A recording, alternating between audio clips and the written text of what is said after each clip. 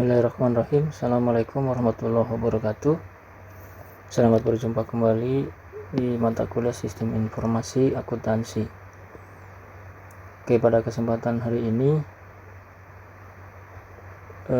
kita akan belajar tentang sistem akuntansi piutang.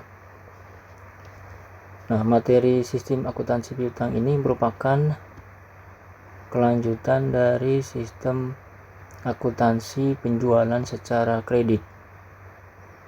Kelanjutan dari sistem akuntansi penjualan secara kredit. Karena di dalam transaksi penjualan secara kredit itu di dalamnya termasuk sistem akuntansi piutang. Jadi nanti dalam hal ini di sistem akuntansi piutang ini akan belajar tentang sistem akuntansi posting, ya, memposting ke buku besar pembantu, yaitu buku besar pembantu piutang.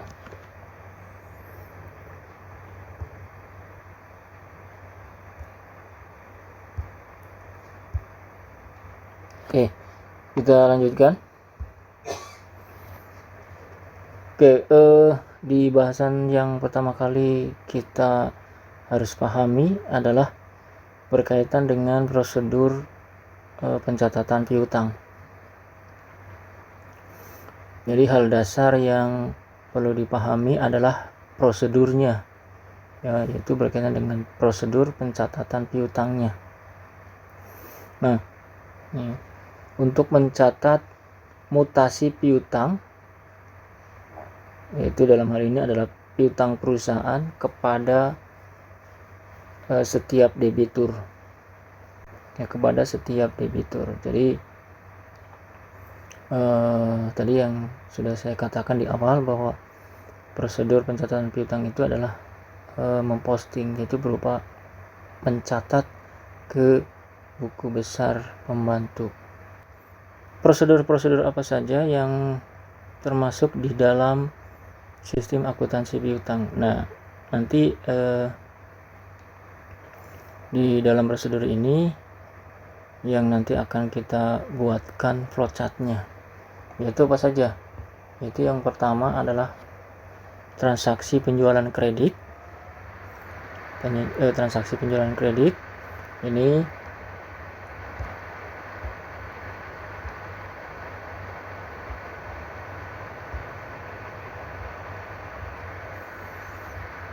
transaksi ini dicatat dalam jurnal penjualan atas dasar faktur penjualan dan surat order pengiriman dan surat muat. Kemudian selanjutnya adalah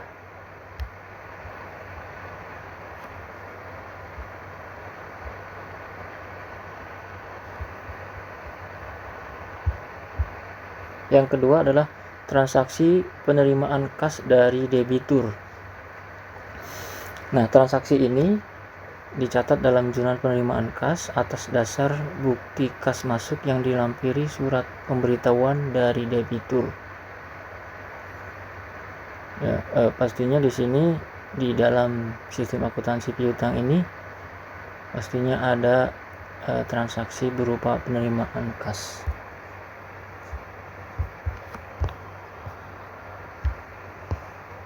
Oke, selanjutnya adalah transaksi retur penjualan.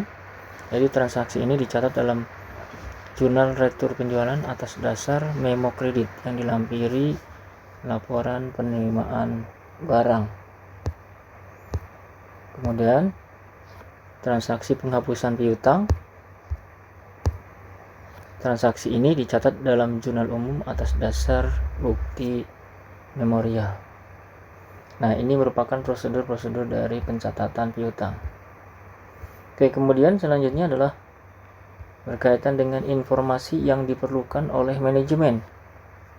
Informasi yang diperlukan manajemen itu pertama kali adalah informasi itu berupa jumlah saldo kepada setiap pelanggan.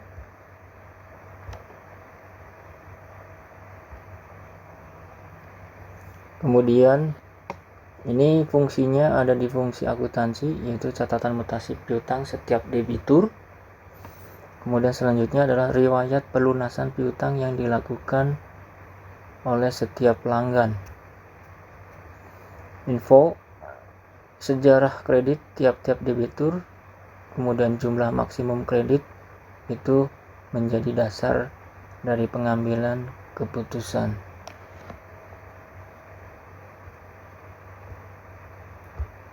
Yang selanjutnya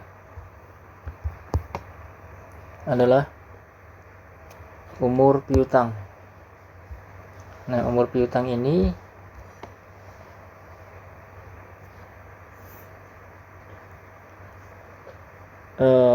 sebagai daftar analisa umur piutang setiap periode untuk menilai keberhasilan kebijakan kredit yang dijalankan.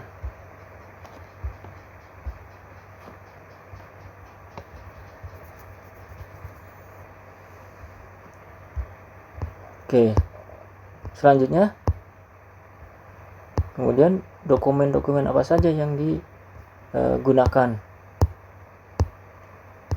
Oke, ini berkaitan dengan tadi ya, yang yang berkaitan dengan prosedur tadi ya, prosedur yang berkaitan dengan sistem akuntansi piutang, yaitu yang pertama adalah di sini ada faktur penjualan.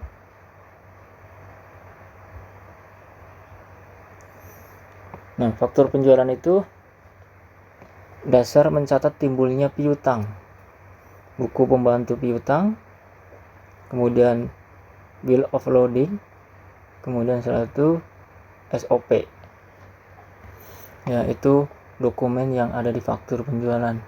Kemudian selanjutnya adalah bukti kas masuk.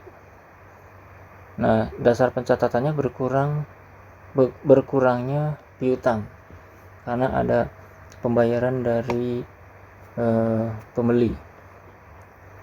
Kemudian selanjutnya ada memo kredit, yaitu dasar pencatatan retur penjualan. Jadi kalau misalkan ada barang yang dikembalikan karena reject ya, rusak, itu termasuknya di dalam pencatatan, yaitu berupa dokumen memo kredit. Kemudian yang selanjutnya ada bukti memorial, yaitu sebagai dasar untuk penghapusan piutang.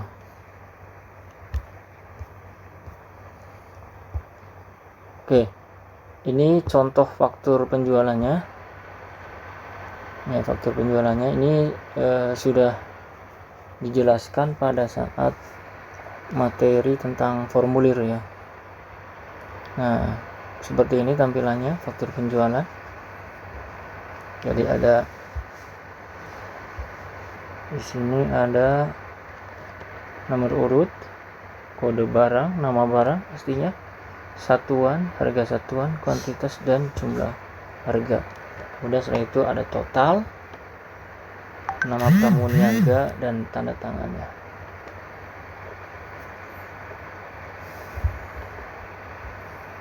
Kemudian selanjutnya, nah di sini ada proses terjadinya catatan dari piutang ya, berkaitan dengan sistem akuntansi piutang. Nah, ini ada transaksi yang pertama di sini. Ada transaksi yang pertama. Ini ada transaksi penjualan secara kredit, yaitu kepada Tuan Ali. Ya, kepada Tuan Ali sebesar 10 juta. Nah, kemudian setelah itu di catatan piutangnya itu masuk ke dalam debit sebesar 10 juta. Kemudian selanjutnya adalah faktur kepada Budi ya, sebesar 15 juta. Nah, ini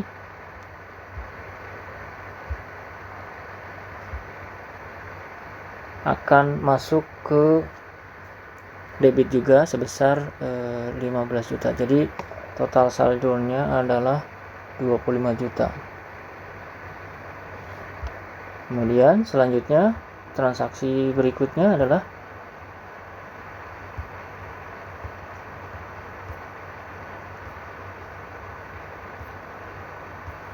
sebelum ke transaksi berikutnya, di sini ada yang dinamakan dengan buku pembantu piutang.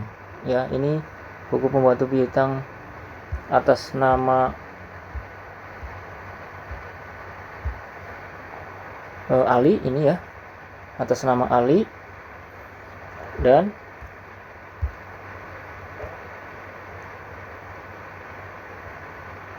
ini buku pembantu atas nama Budi. Ya, atas nama Budi. Jadi ini garisnya seperti ini.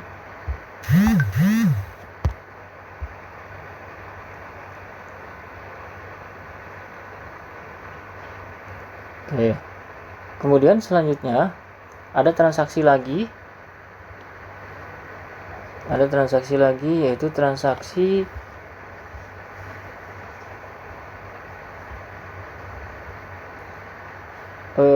berhubungan dengan penerimaan kas. Ini maaf ya, bukan keluar, ini harusnya masuk harusnya. Jadi BKM itu adalah bukti kas masuk. Ini merupakan pelunasan piutang dari Tuan Ali. Tuan Ali membayar piutang sebesar pelunasan piutang sebesar 10 juta. Nah, ini nanti masuknya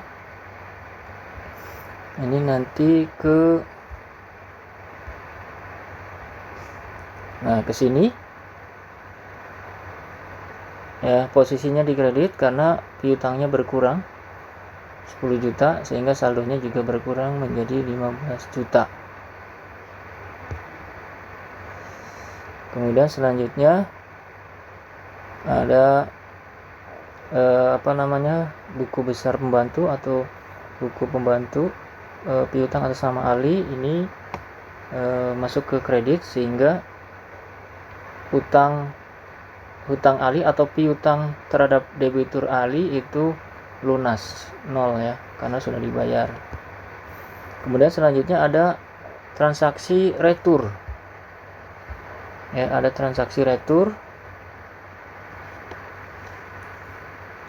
Transaksi retur ini terjadi pada saat transaksi terhadap Tuan Budi sebesar 2 juta. Nah, ini nanti masuknya ke sini 2 juta. Jadi posisinya ada di kredit di buku besar pembantu. Jadi saldonya menjadi 13 juta. Nah, itu merupakan pencatatan piutangnya ya. Seperti itu. Oke, selanjutnya nanti ini di atas ya, ini nanti akan masuk 2 juta. Pastinya posisinya ada di kredit sehingga saldonya untuk piutang dagang itu 13 juta. Nah, 13 juta. Oke.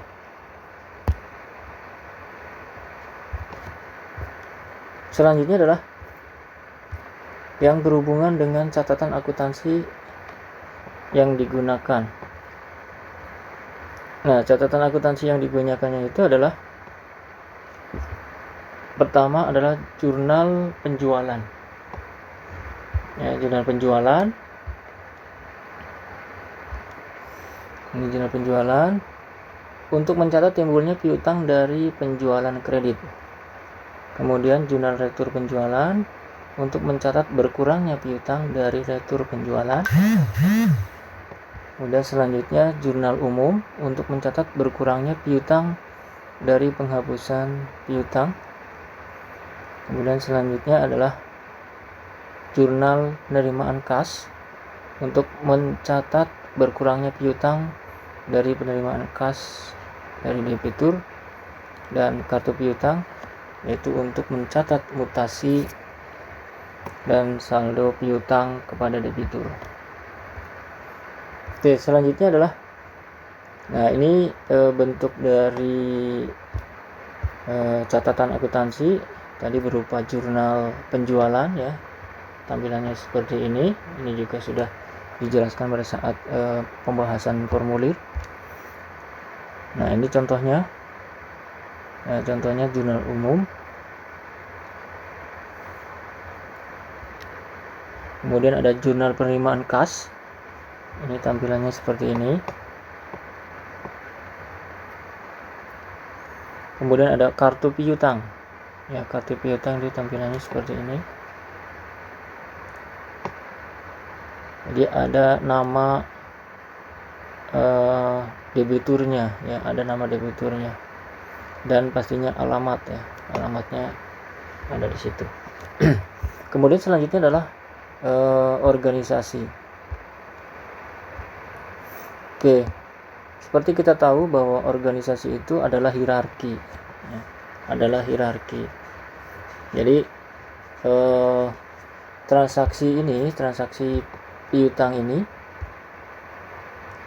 atau sistem akuntansi piutang ini adalah bagian dari transaksi yang berkaitan dengan fungsi akuntansi ya, fungsi akuntansi. Nah, fungsi akuntansi itu di dalam suatu struktur organisasi itu masuknya biasanya ke dalam departemen akuntansi dan keuangan. Nah, di dalam fungsi akuntansi ini itu terdiri dari 3 ya. Yang pertama adalah membuat catatan piutang yang dapat menunjukkan jumlah piutang kepada setiap pelanggan atau debitur. Ya, jadi fungsi akuntansi berhubungan dengan sistem akuntansi piutang itu membuat catatan piutang. Kemudian mengirim surat pernyataan piutang secara periodik kepada debitur. Kemudian yang terakhir adalah membuat daftar analisa umur piutang setiap periode. Oke, selanjutnya adalah, nah ini metode pencatatan piutangnya. Nah ini jadi di dalam pencatatan sistem akuntansi itu ada 4 ya. Ini ada 4. Yang pertama secara konvensional, langsung, pencatatan tanpa buku pembantu, dan metode pencatatan dengan menggunakan komputer. Oke, kita bahas satu-satu. Sekarang yang konvensional. Nah ini yang konvensional. Kalau yang konvensional ini posting untuk kartu piutang didasarkan atas data yang dicatat dalam jurnal.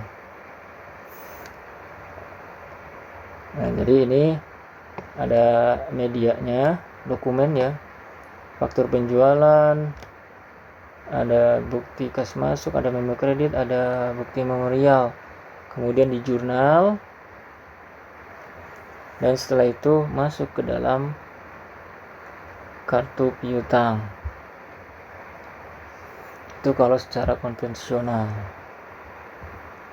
Nah, bagaimana kalau secara langsung? Ya, secara langsung. Nah, di sini kalau secara langsung itu ada 2 golongan. Ya, ada 2 golongan. Yang pertama itu memposting secara harian dan memposting secara periodik. Nah, kalau yang secara harian itu dibagi menjadi 2. Yang pertama, posting langsung ke dalam piutang dengan menggunakan tulisan tangan. Jurnal hanya menunjukkan jumlah total harian saja, gitu ya. Kemudian posting langsung ke dalam kartu piutang dan surat pernyataan piutang. Dan selanjutnya metode posting periodik ini ada 2 ya. Yang pertama, posting ditunda. Faktur yang diterima dikumpulkan dulu untuk beberapa hari kemudian diposting. Kemudian penagihan bersiklus atau cycle billing. Posting dilakukan setiap bulan. Ya, jadi periodik namanya. Oke, selanjutnya adalah, nah ini metode langsung itu ada tadi tulisan tangan ya. Tulisan tangan.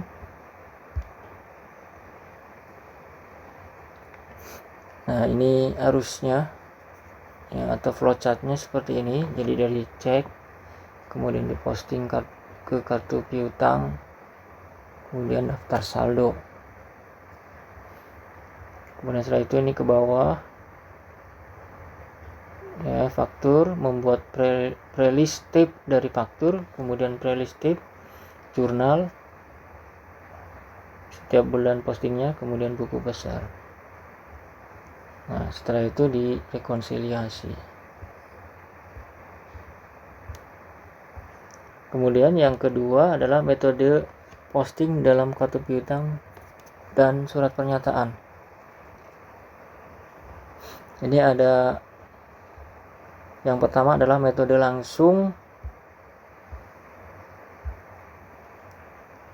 ke dalam pernyataan piutang, dan pernyataan piutang lembar kedua berfungsi sebagai kartu piutang. Ini prosesnya, media pernyataan piutang kemudian dikirim ke pelanggan. Ini berfungsi sebagai catatan piutang. Kemudian metode posting langsung ke dalam pernyataan piutang dengan kartu piutang sebagai tembusan. Nah, seperti ini. Media, kemudian pernyataan piutang dikirim ke pelanggan. Kemudian metode posting ditunda dan metode penagihan bersiklus.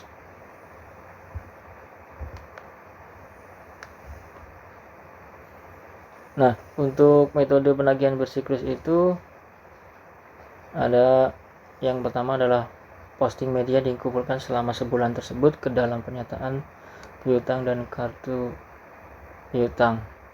Kemudian menghitung dan mencatat saldo setiap kartu piutangnya. Oke, selanjutnya adalah metode pencatatan tanpa buku pembantu atau ledgerless bookkeeping. Ini flowchartnya seperti ini.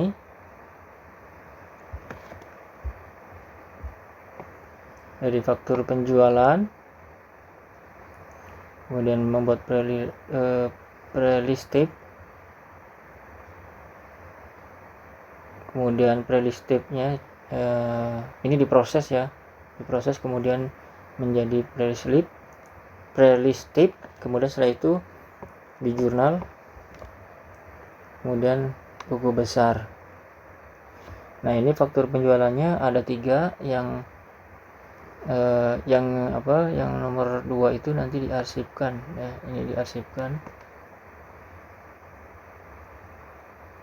Nah, ini arsipkannya ini berdasarkan tanggal.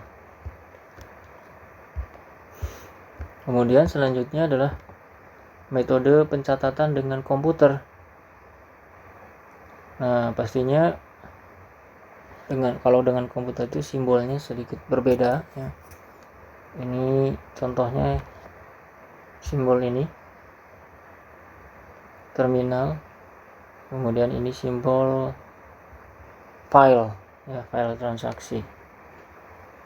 Ini ada yang pertama adalah pengolahan dokumen sumber untuk menghasilkan arsip transaksi piutang harian.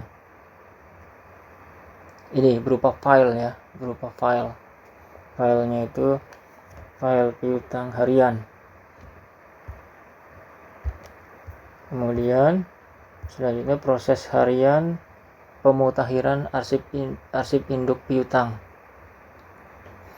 Ini file transaksi harian tadi. Kemudian file induk piutang diupdate. Kemudian setelah itu ini update-annya, update file induk, kemudian file transaksi sampai dengan hari ini. Kemudian setelah itu ada laporan penyimpangan dan laporan pengolahan piutang harian.